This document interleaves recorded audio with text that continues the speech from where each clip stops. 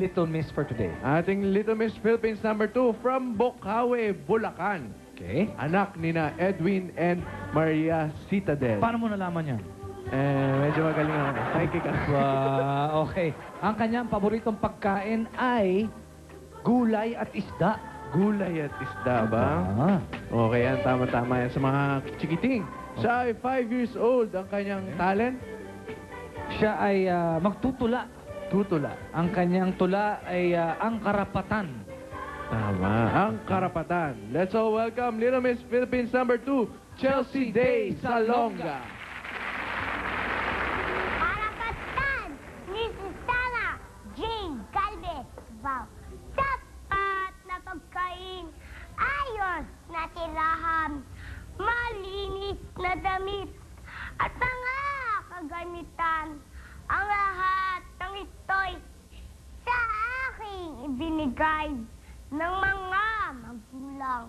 Naglagi nagmamahal.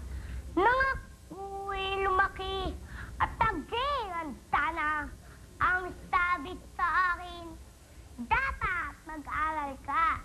Gusto ko pang matulog, maglaro at magsaya. Ngunit ayong kaina, dunong ay malagka. Sa murang isipan ay naintindihan ang mga karapatan sa tao ay laan. Dapat na igalang at palagahan ng maging masaya itong ating buhay.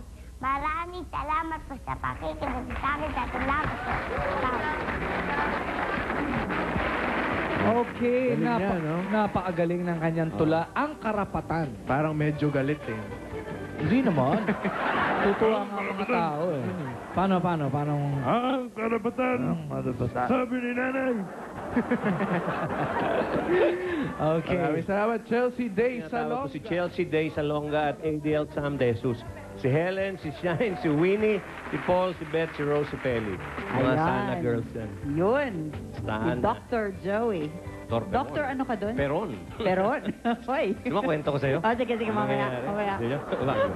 Okay, kayo naman? Pili ka ulit, darling. Oh, sa akin naman. Ako naman magtatanong. Hawak mo ito, mami. Ano nickname mo? Ano tawag? Chichi.